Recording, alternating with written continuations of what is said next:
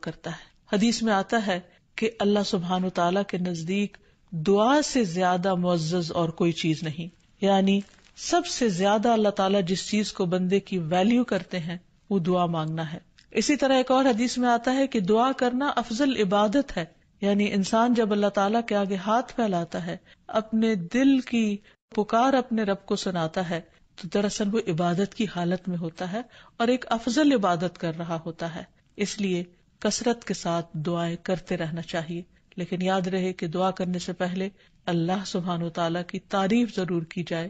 اس سلسلے میں تعریف کے بے شمار کلمات ہمیں احادیث کی کتابوں میں ملتے ہیں.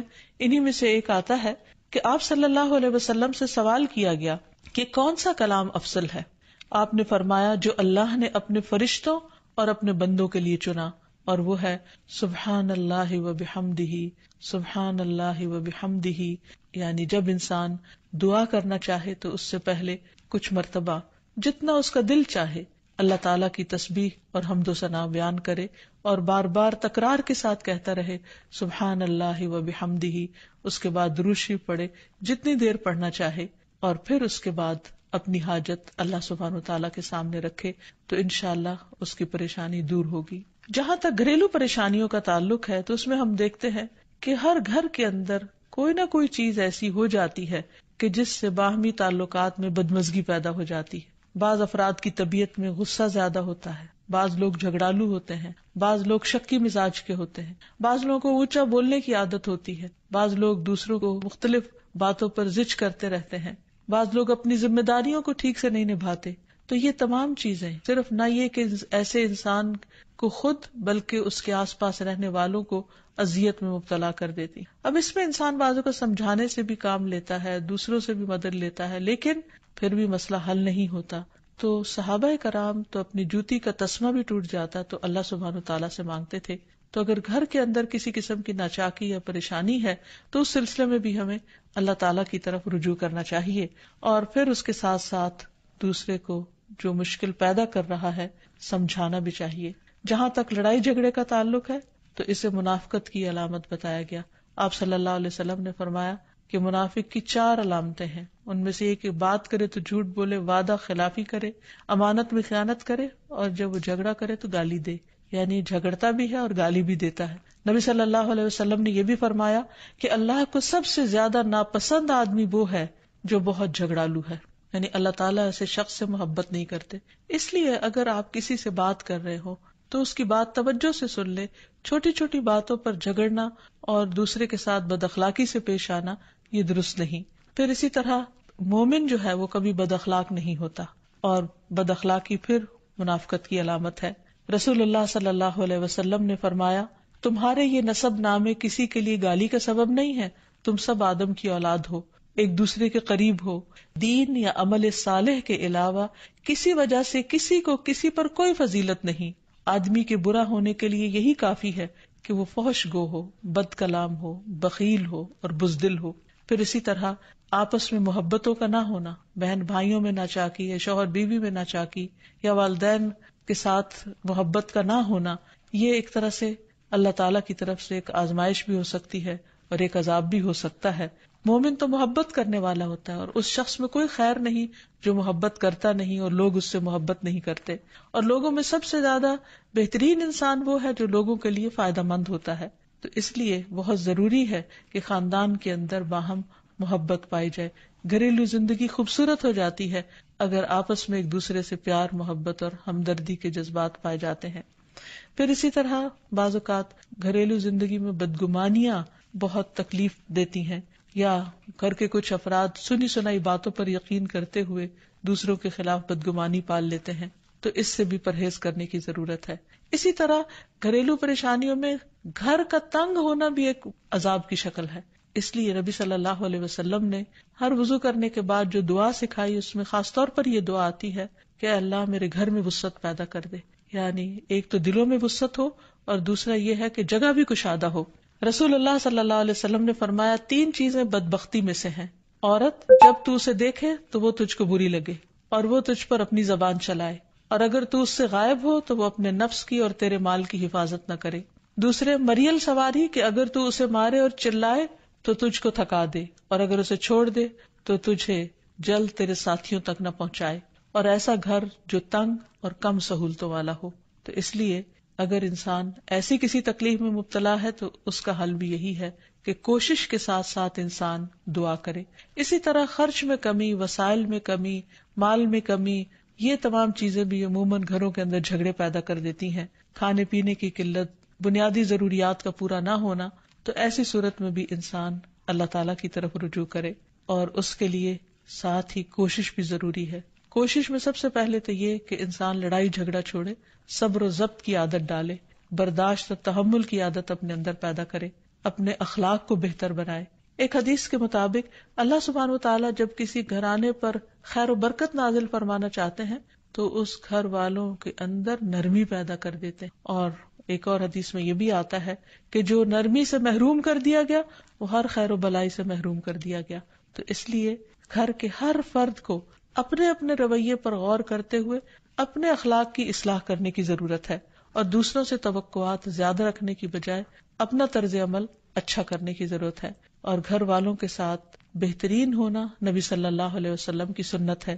آپ نے فرمایا، تم میں سے بہتر وہ ہے جو اپنے گھر والوں کے لیے بہتر ہو، اور میں تم سب کی نسبت اپنے گھر والوں کے حق میں اچھا ہوں۔ یعنی آپ نے اپنی مثال دی کہ میں سب سے اچھا سلوک اپنے گھر والوں سے کرتا ہوں، تو تمہیں بھی اگر اچھا بننا ہے تو ایسا ہی کرنا ہوگا۔ پھر اسی طرح گھر والوں کو زیادہ سے زیادہ فائدہ پہنچانا۔ حسن بصری سے مروی ہے کہ اللہ تعالیٰ کے نزدیک پسندیدہ بندے وہ ہیں جو اپنے اہل و عیال کو سب سے زیادہ نفع دینے والے ہیں۔ پھر اسی طرح پیار و محبت سے رہنا۔ اگر لڑائی جھگڑا ہو بھی جائے یا کوئی غلط فہمی پیدا بھی ہو جائے تو اس وقت خاموشی اختیار کر لینا، مناسب وقت کا انتظار کر کے اس غلط فہمی کو دور کرنا ضروری ہے۔ پھر اسی طرح اللہ سبحانہ وتعالیٰ نے گھریلو زندگی کو خوشگوار بنانے کے لیے جو بہترین ہدایت ہمیں قرآن مجید میں دی ہے وہ ہے عفو درگزر سے کام لینا۔ اللہ تعالیٰ فرماتے ہیں، اے لوگو جو ایمان لائے ہو، بے شک تمہاری بیویوں اور تمہارے بچوں میں سے بعض تمہارے دشمن ہیں، سو ان سے ہوشیار رہو، اور اگر تم معاف کرو اور درگزر کرو اور بخش دو تو بے شک اللہ بے حد بخشنے والا، نہایت رحم فرمانے والا ہے۔ تمہارے مال اور تمہاری اولاد تو محض ایک آزمائش ہے، اور جو اللہ کے پاس ہے وہ بہت بڑا اجر ہے۔ واللہ عندہ اجر عظیم، اور جو اللہ ہے اسی کے پاس بہت بڑا اجر ہے۔ یعنی انسان کو بعض اوقات اپنی ہی بیوی یا بیوی کو اپنے ہی شوہر سے، اور بعض اوقات اپنے ہی بچوں سے یا اپنے ہی والدین سے دشمنی کا اندیشہ ہو سکتا ہے، اور وہ ایک دوسرے کے لیے مصیبت اور بلا ہو سکتے ہیں، لیکن ایسی صورت میں بھی انسان کا گزارا نہیں ہو سکتا جب تک ایک دوسرے کو معاف نہ کرے۔ زندگی کی گاڑی نہیں چل سکتی جب تک انسان دوسروں کے قصور اور غلطیاں ان سے درگزر نہ کرے، کیونکہ ہر انسان کبھی غصے کی وجہ سے، کبھی جہالت کی وجہ سے، کبھی جلد بازی کی وجہ سے، کبھی لوگوں کے اکسانے پر اپنے پیاروں کے ساتھ زیادتیاں کر جاتا ہے۔ تو ایسی صورت میں انسان اگر چاہتا ہے کہ اس کی زندگی خوشگوار ہو تو اسے معاف کرتے رہنا چاہیے۔ نبی صلی اللہ علیہ وسلم کے اخلاق کے بارے میں جب پوچھا گیا تو حضرت عائشہ کہتی ہیں کہ آپ طعن و تشنیع کرنے والے نہ تھے، یعنی طعنے نہیں دیتے تھے، یعنی اگر کسی سے غلطی ہو جاتی تو اسے بار بار یاد نہیں کراتے تھے، فحش کام نہیں کرتے تھے، بازاروں میں چیخنے والے اور برائی کا بدلہ برائی سے دینے والے نہ تھے، بلکہ معاف کرنے والے اور درگزر کرنے والے تھے۔ اور حقیقت یہ ہے کہ جو جس کے جتنا قریب ہوتا ہے، جیسے گھر والے ہیں، اس کی غلطیاں اور اس کی کمزوریاں زیادہ سامنے آتی ہیں، اور پھر وہ ریپیٹڈلی سامنے آتی ہیں، بار بار سامنے آتی ہیں، تو ایسی صورت میں معاف کرنا بھی مشکل لگتا ہے، لیکن پھر بھی معاف کیے بغیر گزارا نہیں۔ پھر اسی طرح یہ ہے کہ انسان اگر ہمیشہ دوسروں کا حق ادا کرنے کی فکر کرے تو اس سے بھی بہت سے جھگڑے ختم ہو جاتے ہیں۔ شوہر اگر بیوی کو حق دینے والا ہو، بیوی خوشی سے شوہر کا حق دینے والی ہو، بہن بھائی ایک دوسرے کے اوپر قربانی کرنے والے ہوں، یعنی ایثار کرنے والے ہوں، تو ایسی صورت میں گھر کا ماحول بہت خوشگوار ہو سکتا ہے۔ عورت کے بارے میں فرمایا نبی صلی اللہ علیہ وسلم نے کہ عورت اس وقت تک ایمان کی حلاوت نہیں پا سکتی جب تک کہ وہ اپنے شوہر کا حق ادا نہیں کرتی۔ اسی طرح شوہر کے لیے نبی صلی اللہ علیہ وسلم کا یہ اسوہ حسنہ بہترین ہے کہ آپ صلی اللہ علیہ وسلم اپنے گھر ہوتے ہوئے اپنے گھر والوں کے کام کاج میں ہاتھ بٹایا کرتے تھے، ان کی خدمت کیا کرتے تھے۔ جب نماز کا وقت ہوتا تو فوراً نماز کے لیے تشریف لے جاتے۔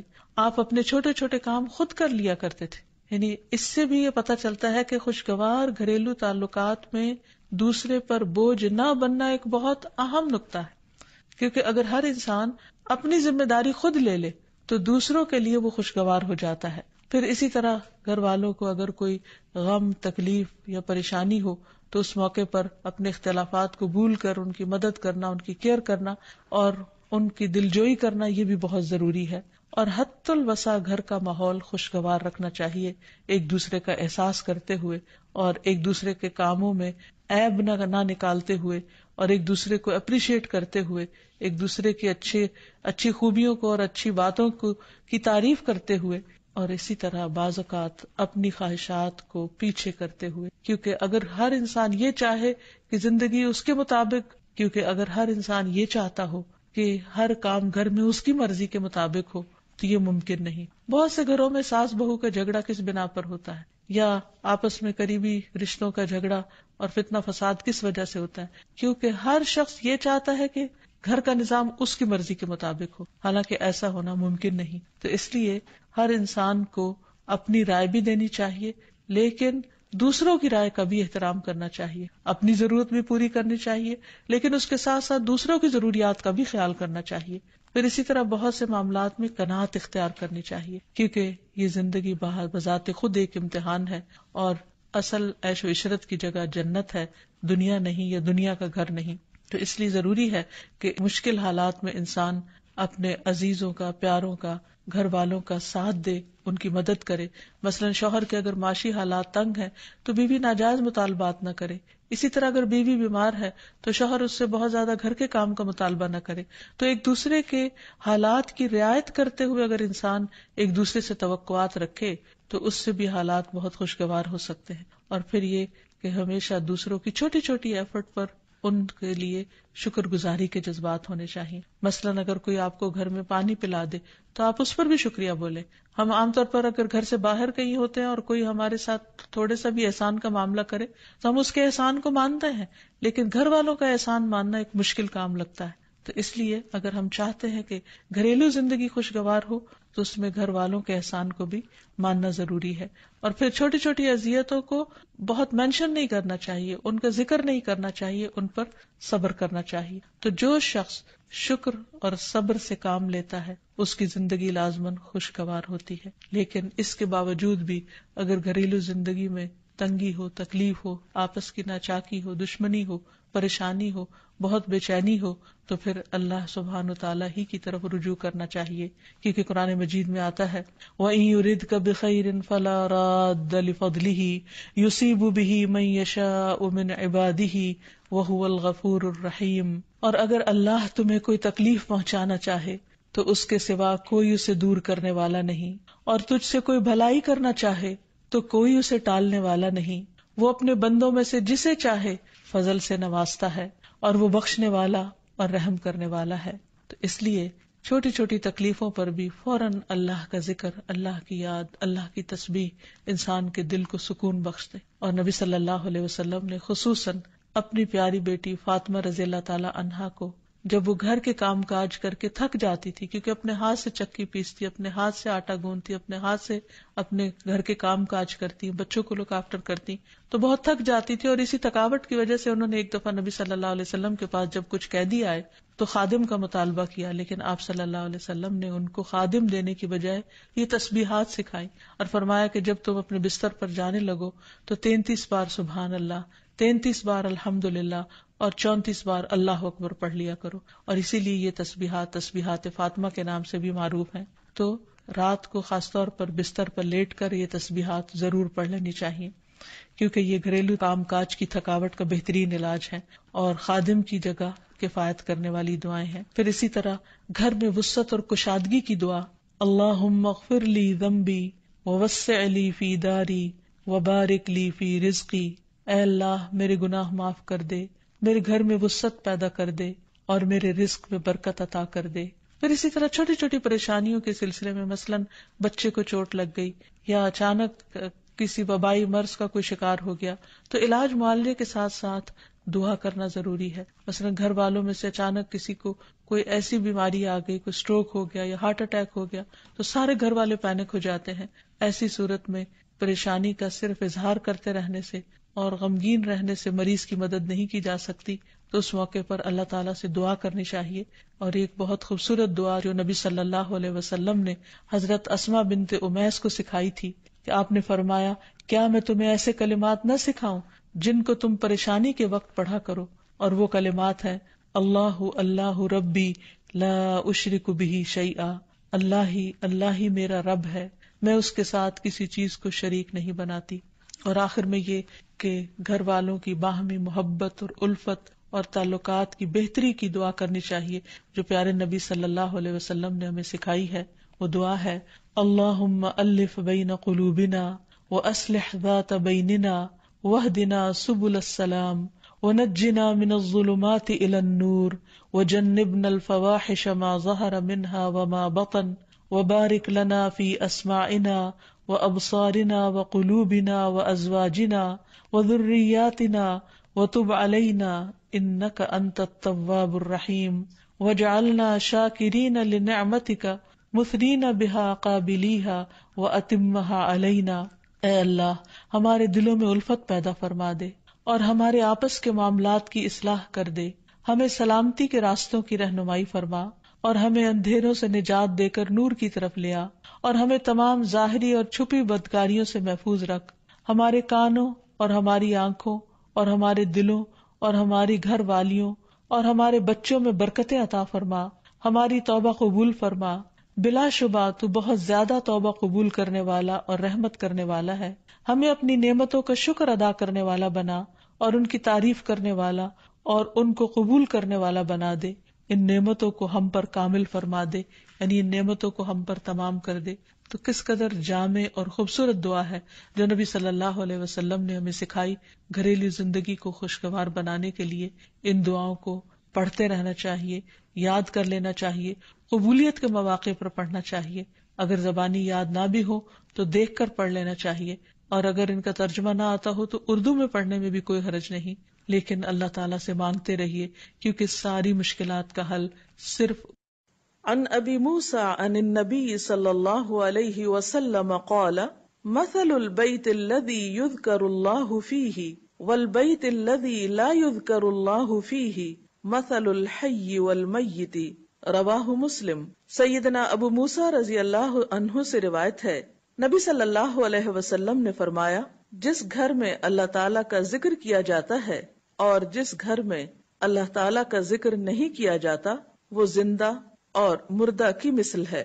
اللہ کے بندے، اللہ سے محبت کرنے والے ہر حال میں اللہ کو یاد کرتے رہتے ہیں، خواہ وہ اپنے گھر میں ہوں یا گھر سے باہر. الذین یذکرون اللہ قیاما وقعودا وعلی جنوبہم، وہ جو اللہ کا ذکر کرتے ہیں کھڑے، بیٹھے اور لیٹے. ایسے لوگ دنیا کے کسی بھی حصے میں ہوں، کوئی بھی کام کر رہے ہوں، ان کے دلوں میں اللہ کی یاد سمائی ہوئی ہوتی ہے.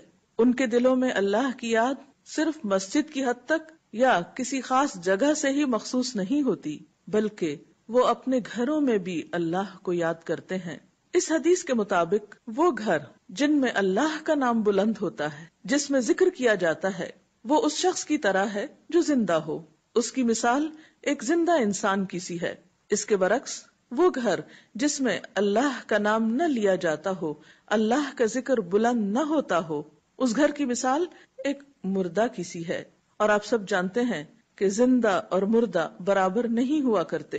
لا يستوي الاحیاء ولا الاموات، زندہ اور مردہ برابر نہیں، دونوں میں بہت بڑا فرق ہے. اسی طرح ان دو گھروں میں بھی بہت فرق ہے جن میں سے ایک میں اللہ کی یاد بلند ہو، اللہ کا نام بلند ہو، اور دوسرے وہ جس میں اللہ تعالیٰ کو یاد کرنے والا کوئی نہ ہو. قرآن پاک میں اللہ سبحانہ و تعالیٰ کو یاد کرنے والوں کی صفت یہ بتائی گئی ہے کہ رجال لا تلہیہم تجارت ولا بیع عن ذکر اللہ، وہ ایسے لوگ ہیں جنہیں تجارت اور خرید و فروخت اللہ کی یاد سے غافل نہیں کرتی، یعنی عین دنیا کے اندر رہتے ہوئے بھی وہ اللہ کو یاد کرتے رہتے ہیں. وَإِقَامِ الصَّلَاةِ وَإِيتَاءِ الزَّكَاةِ، نماز قائم کرنے اور زکوٰۃ کی ادائیگی سے کوئی چیز انہیں منع نہیں کرتی، مانے نہیں ہوتی. اور وہ یہ کیوں کرتے ہیں، یعنی اللہ کو یاد کیوں کرتے رہتے ہیں اور اپنے فرائض کی ادائیگی میں سرگرم کیوں رہتے ہیں؟ یخافون یوما تتقلب فیہ القلوب والابصار، وہ اس دن سے ڈرتے ہیں جس دن دل اور نگاہیں الٹ پلٹ ہو جائیں گی، یعنی قیامت کا خوف ہے ان کے دل کے اندر، اور اس کے ساتھ ساتھ اللہ کے فضل کے امیدوار بھی ہیں۔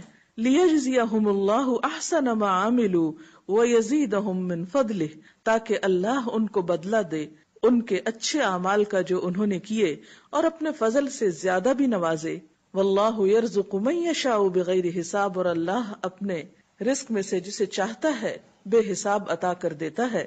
تو بات یہ ہے کہ جو دل خوف اور امید کے درمیان ہوتے ہیں وہ دل اللہ کی یاد سے معمور ہوتے ہیں، اور جن لوگوں کے دل اللہ کی یاد سے معمور ہوتے ہیں ان کے گھر بھی اللہ کی یاد سے معمور ہوتے ہیں۔ عام طور پر گھروں میں دو طرح سے ذکر ہوتا ہے، ایک انفرادی ذکر اور ایک اجتماعی ذکر۔ انفرادی ذکر میں نماز پڑھنا، قرآن کی تلاوت، اور اسی طرح چلتے پھرتے اٹھتے بیٹھتے گھر کے کام کاج کرتے، لیٹتے جاگتے چلتے پھرتے اللہ کو یاد کرتے رہنا، خصوصاً وہ مسنون اذکار جو رسول اللہ صلی اللہ علیہ وسلم سے وارد ہیں۔ اور دوسری قسم اجتماعی ذکر کی ہے کہ کسی ایک گھر میں مختلف لوگ جمع ہو کر یا اہل خانہ ہی جمع ہو کر اکٹھے بیٹھ کر اللہ کو یاد کریں، اور اس سے مراد کسی خاص قسم کا وظیفے کا ورد ہی نہیں بلکہ اللہ تعالیٰ کی یاد کے مختلف طریقے ہو سکتے ہیں۔ اللہ تعالیٰ کی معرفت حاصل کرنے، علم سیکھنے اور جاننے کے جو حلقات ہیں وہ بھی اللہ ہی کے ذکر اور اللہ ہی کی یاد کی طرف انسان کو راغب کرتے ہیں۔ قرآن پاک میں خاص طور پر ازواج مطہرات کو یہ حکم دیا گیا، وَاذْكُرْنَ مَا يُتْلَى فِي بُيُوتِكُنَّ مِنْ آيَاتِ اللَّهِ وَالْحِكْمَةِ، اور ذکر کرتی رہو، یاد کرتی رہو جو تمہارے گھروں میں پڑھی جاتی ہیں اللہ کی آیات اور حکمت کی باتیں، یعنی ازواج مطہرات رسول اللہ صلی اللہ علیہ وسلم کے گھر میں قرآن پاک اور حکمت کی باتوں کا ذکر کریں، یعنی انہیں آپس میں بھی سیکھیں سکھائیں اور دوسروں کو سکھانے کا بھی انتظام فرمائیں۔ تو گویا ذکر کی مجالس سے مراد تسبیحات وغیرہ کرنا بھی ہو سکتا ہے، اور علم کی مجالس بھی ہیں، اور خصوصاً ایسے علم کی مجالس جن کے ذریعے انسان کے ایمان میں اضافہ ہو، اللہ تعالیٰ سے تعلق مضبوط ہو۔ قرآن پاک میں اللہ تعالیٰ نے اہل ایمان کو خصوصی طور پر تنبیہ فرمائی، تلقین فرمائی، یا ایھا الذین آمنوا لا تلہکم اموالکم واولادکم عن ذکر اللہ، اے لوگو جو ایمان لائے ہو، تمہارے مال اور تمہاری اولادیں تمہیں اللہ کے ذکر سے غافل نہ کریں، ومن یفعل ذلک فاولئک ھم الخاسرون، اور جو ایسا کریں گے وہی لوگ دراصل خسارہ پانے والے ہیں، نقصان اٹھانے والے ہیں۔ یعنی گھر میں ہوتے ہوئے انسان دنیا کے کاموں میں مشغول ہو جاتا ہے، یا بال بچوں کی محبت میں بعض اوقات اللہ تعالیٰ کی یاد سے غافل ہو جاتا ہے، تو ایسے میں فرمایا کہ لا تلہکم اموالکم و اولادکم عن ذکر اللہ، یہ دنیا کے مال اور یہ تمہارے بال بچے تمہیں اللہ کی یاد نہ بھلائیں۔ گویا گھر میں ہوتے ہوئے اللہ کو یاد کرتے رہو، اس دنیا میں رہتے ہوئے پھر ان نعمتوں کے دینے والے کو مت بھولو۔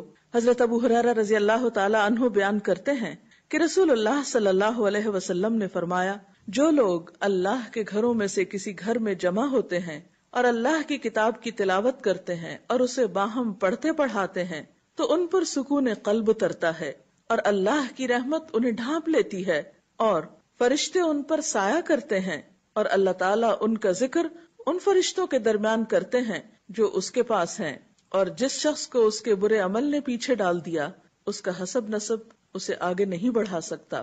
اگرچہ اس حدیث میں گھروں سے مراد مساجد ہیں، یعنی اللہ کا گھر، لیکن ہم دیکھتے ہیں کہ عملی طور پر ذکر کی یہ مجلسیں، علم کی یہ مجلسیں صرف مساجد تک ہی محدود نہیں رہیں، بلکہ حضرت عمر کے زمانے میں ہم دیکھتے ہیں کہ ہر 20 گھروں میں سے ایک گھر مدرسہ بن گیا، جگہ جگہ علمی مراکز کھل گئے، اور مسلمان ہونے کا مطلب تھا پڑھا لکھا ہونا، جاننے والا ہونا، کیونکہ قرآن پاک میں واضح طور پر بتا دیا گیا کہ قل هل يستوي الذين يعلمون والذين لا يعلمون، کہیے کہ کیا برابر ہو سکتے ہیں وہ لوگ جو علم رکھتے ہیں اور وہ جو علم نہیں رکھتے۔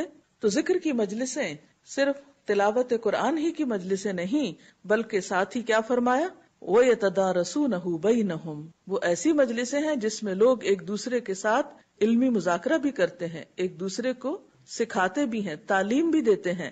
اسی طرح ایک اور روایت میں آتا ہے کہ صحابہ کرام صبح کی نماز کے بعد حلقہ بنا کر بیٹھ جاتے، قرآن پڑھتے، فرائض اور سنن سیکھتے اور اللہ کو یاد کرتے۔ اسی طرح آپ صلی اللہ علیہ وسلم جب مختلف گھروں کے پاس سے گزرتے تو ان میں سے قرآن کی تلاوت کی آوازیں بلند ہو رہی ہوتی۔ آپ مختلف لوگوں کے گھروں کو ان کے اندر کے قرآن پڑھنے والوں کی آوازوں سے پہچانا کرتے تھے۔ پھر اسی طرح اکٹھے بیٹھ کر ذکر کرنے کی ایک اور جگہ پر بھی فضیلت آئی ہے۔